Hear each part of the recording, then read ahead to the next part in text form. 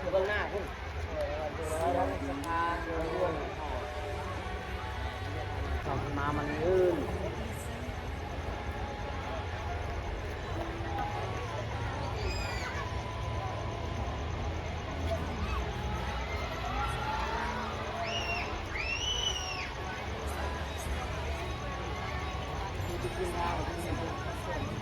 แน่นแน่นเลย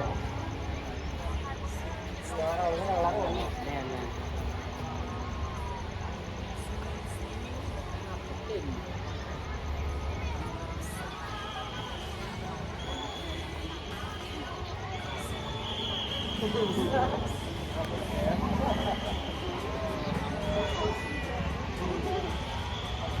เดียวแล้วก็ยิงเรา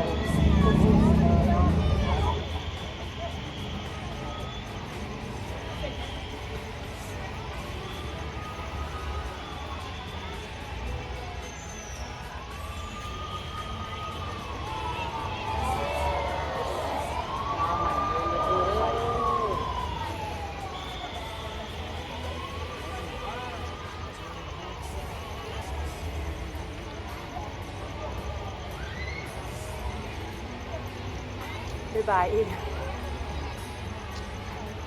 เกิดเจอได้เนาะ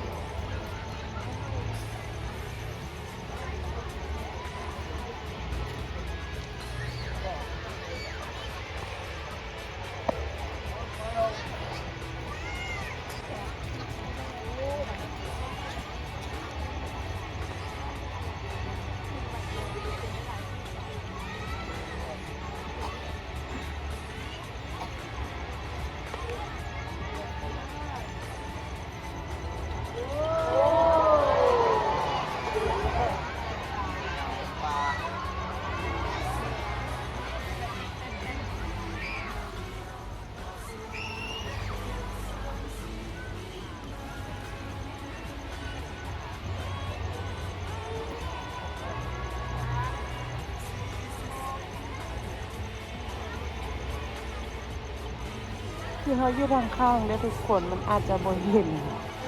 เพราะว่าเขาอยู่ผิดมุม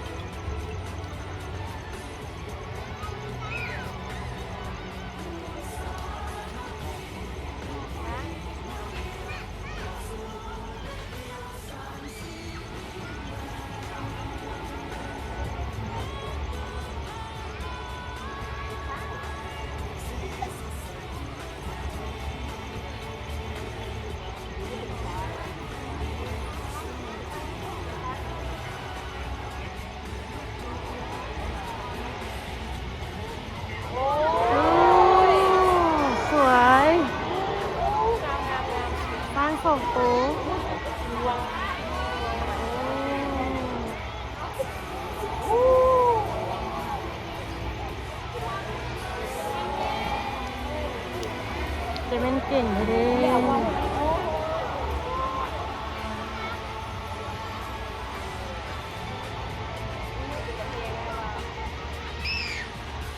ดูเพิ่นอันนั้นนะดูเพิ่นข้างหลังเนาะ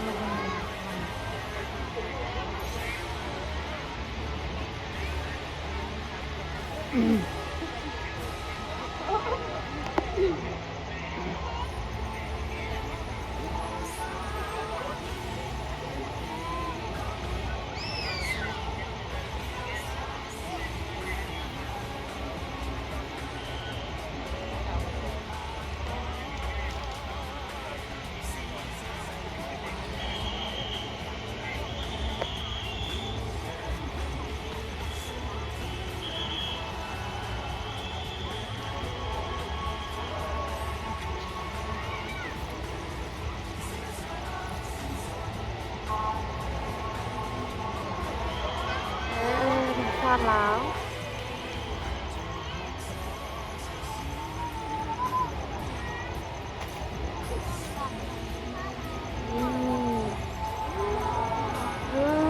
สวยจังเลย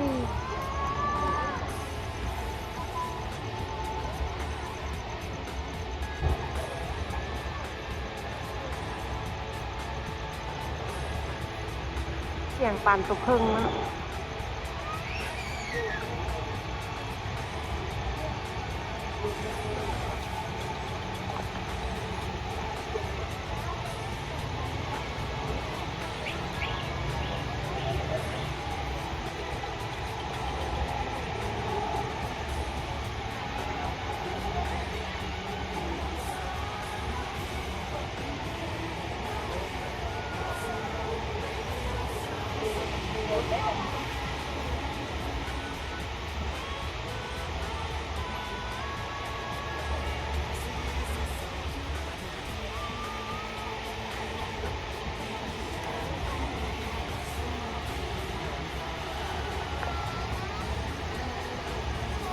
เข้าสถานที่แล้วเข้ากล่องวิเศษแล้วอยู่ในกล่องวิเศษแล้วจบแล้วนี่อันนี้ได้แน่นอนเบื้องที่เบื้องนั้นมันกระเต็ม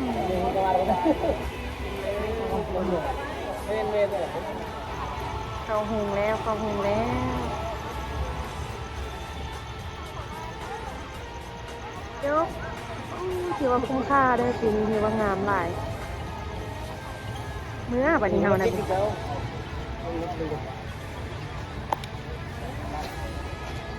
เป็นสถานที่ยามมาบึ้ง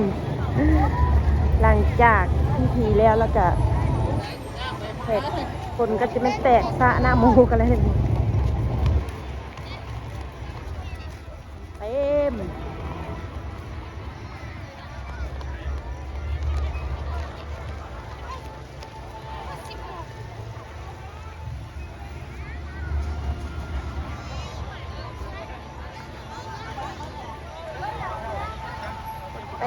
ไปกันได้ทุกคนขอบใจที่บุกเด็ดต้นจนจบเด้อบ๊ายบาย